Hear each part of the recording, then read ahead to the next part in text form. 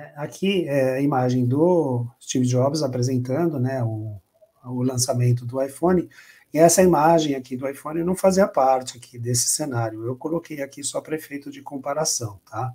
Por isso que está esse círculo vermelho aqui para enfatizar, tá? Bem, um diferencial, então, que ele trazia, né, na época, já que a gente não tinha tantas aplicações assim para os smartphones, né, é que ele é um tocador de MP3, né? E ele funcionava como o iPod, um produto da mesma empresa, né, que era um tocador, um player de MP3, e ele fazia também, às vezes, do iPod, podendo fazer a execução, então, de músicas e streamings, né, de música. Então, a gente tinha, antes do iPhone, né, um aparelho dedicado para isso. A gente baixava as músicas no MP3 e depois ouvia as músicas, né? Não tinha essa coisa de consumir online, né, de consumir via streaming. Então, veja como também uma outra mudança, né, de trazer um aparelho que fazia várias coisas e não ter um aparelho dedicado para isso. Ainda que essa estratégia viesse a matar o próprio produto, porque não fazia sentido eu ter um iPhone e um iPod, né? Se as duas coisas podiam ser juntas num aparelho só, a partir desse momento eu não preciso mais comprar o iPod, né? Uma decisão complexa para uma empresa, né? De resolver incorporar funcionalidades de um produto dentro de outro significa matar o primeiro produto, né? Mas uma estratégia que deu super certo, como a gente bem sabe. Mata, né? O primeiro produto e cobra o preço dos dois no produto. Exatamente, né? Junta o preço dos dois, bota o preço lá em cima, vende muito mais, porque, claro, cá entre nós faz muito mais sentido um aparelho que faça várias coisas do que, né? Cada um dedicado para uma coisa, né? Tem uma coisa interessante também, que é um movimento que está associado às telas, que é o movimento de pinça, o movimento de você arrastar e aumentar, fazer o movimento de zoom ou de redução, que é um movimento muito natural. Hoje você vê uma criança, praticamente um bebê, ele consegue olhar para um aparelho e fazer esse movimento. É uma coisa tão natural, e isso foi uma sacada incrível, né? A Apple foi a primeira a incorporar nos telefones essa ideia de você ter um sensor que pegasse dois dedos ao mesmo tempo. Antes os sensores eram dimensionados para pegar um toque apenas. E a Apple foi a primeira que colocou possibilidade de sentir ao mesmo tempo dois dedos, e a partir daí você tem a movimentação mais completa e essa movimentação de pinça que vem a partir daí, né?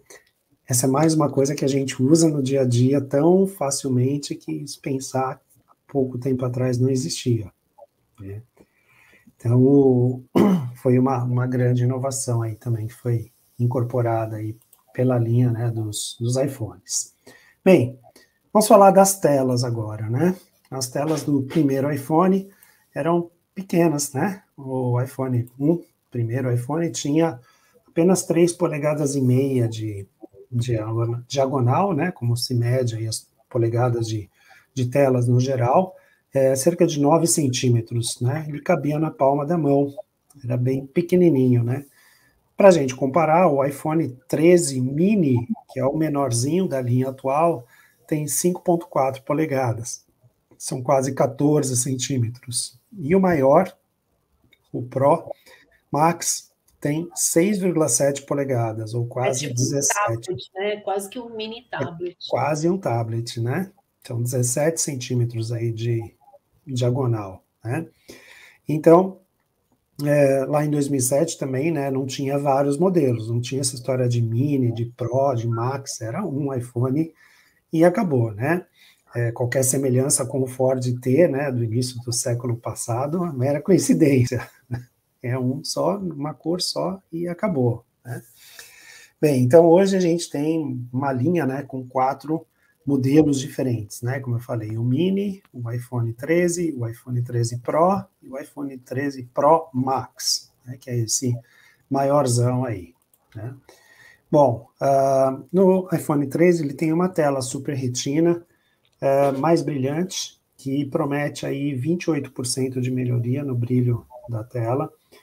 No Pro Max, ele tem uma atualização de 120 Hz, o que deixa as cenas mais suaves para o nosso olhar, né? Ou seja, a atualização dela é muito mais rápida do que o normal, então as coisas elas têm uma fluidez maior, né? Para quem joga games aí de computador vai entender bem o que eu estou falando, né? Porque os jogos você amplia essa velocidade da atualização das telas para que os jogos fiquem mais fluidos, que tenham mais realidade, né? E esse modelo Pro Max, então, traz essa possibilidade de 120 Hz na atualização da tela, tá?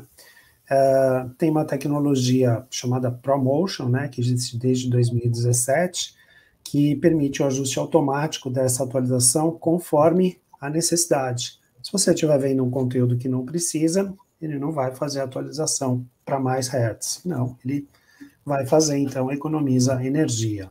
Né? Bom, vamos falar das câmeras agora, né?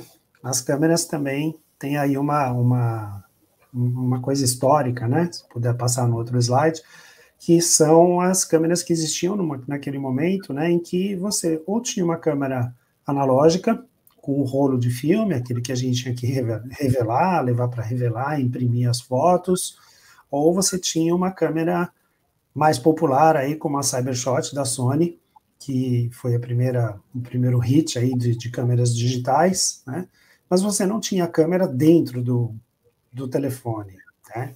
E depois de um tempo, os celulares começaram a incorporar essa funcionalidade de câmeras e foram crescendo aí a qualidade desses dispositivos, né?